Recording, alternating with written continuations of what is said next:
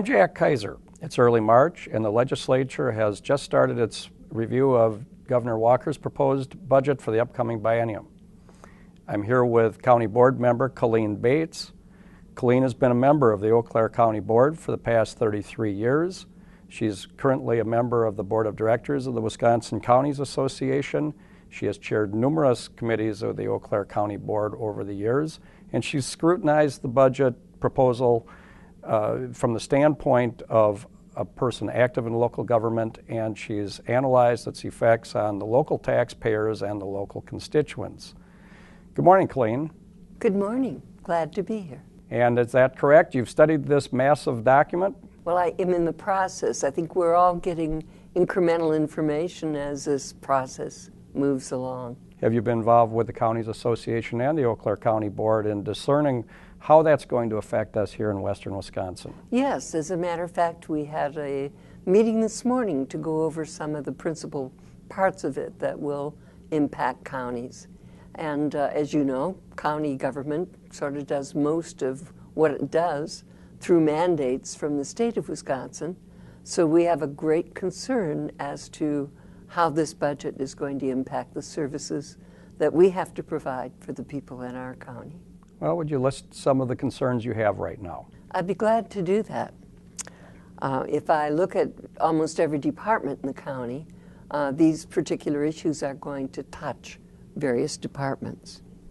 Transportation, the funding for private wastewater system replacement for low-income folks, recycling, the change in the capacity of the advisor, going from an authoritative board to an advisory board in the DNR structure, a change completely over the next 2 years in the Aging and Disability Resource Center and the services that it will and eventually will not provide.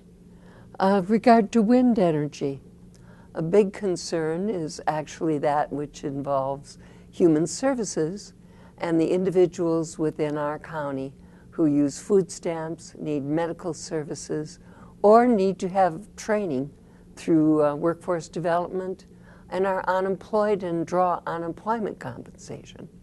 So Stewardship Fund is another one. So a lot of different areas, and it's only a touch on each one of these areas. There are many others as well. How does this budget proposal affect transportation and these issues? Well, transportation by and far has not been resolved yet, and mainly because of the fact that there isn't adequate funding in the budget itself, so they're borrowing. They're borrowing $1.2 billion in this proposed budget. Now, why would that concern us? Because basically borrowing means that along with paying back for the cost, you're going to pay interest, where the state budget had approximately a 17% of its budget for interest, for debt service. This would bring it up to 25%. And since they want to have no more new taxes, that means it will require more cuts to cover those costs. And those cuts will come from other functions of the county? Absolutely. And we've seen that in a number of different areas, even in this budget. So trying to keep our roads safe, trying to maintain them, a key part of what we do in county government. And as budgets are somewhat limited, then basically we're not doing the job in a fashion that we can assure that. You mentioned the Aging and Disability Resource Center as a concern. Tell us, what is the Aging and Disability Resource Center, and what does it do? How does it impact the people out there? The Aging and Disability Center is an absolute great one-stop center. And it's a place where individuals, as they get older, or if they be disabled, can go to get advice to solve some of their problems.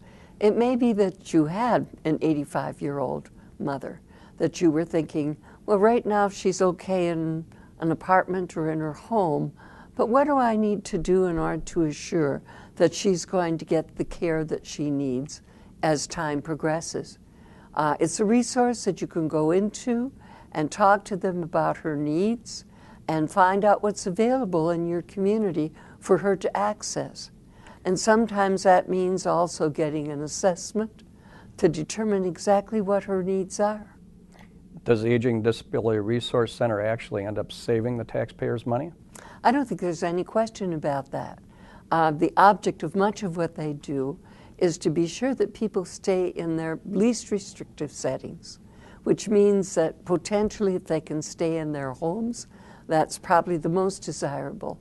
If not, then the step would be perhaps assisted living. But the final goal, of course, is to try to slow down and to keep them out of nursing home, which is really the most costly care that you can get as you grow older. And what does this budget do to the Aging Disability Resource Centers in the counties in the state?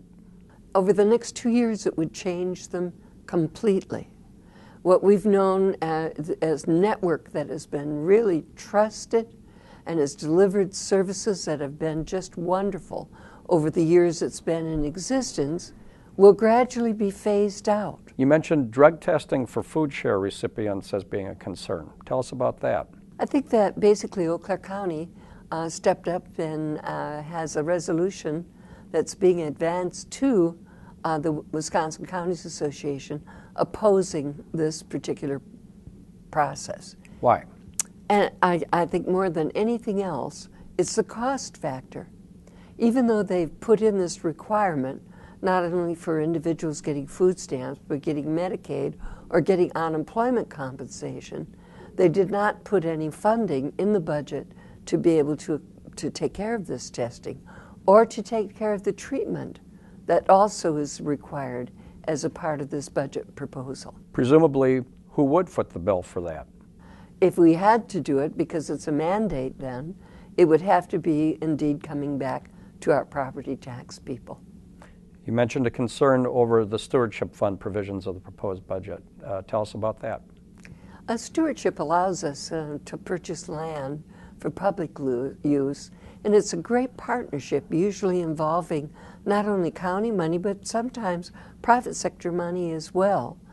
This particular proposal puts a moratorium on the state partnership in that process. The state is not going to be a participant in the process. And will that affect expansion of the Eau Claire County forests? It could. I think right now we're not really so much expanding as perhaps exchanging.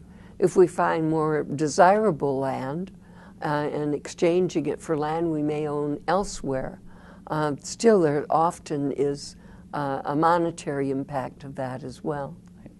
Well, now that we've listed some of your concerns, would you be willing to come back and have another chat about the policy implications of this? I certainly would. This is only the beginning of the process. Well, thank you for being here today. I appreciate it.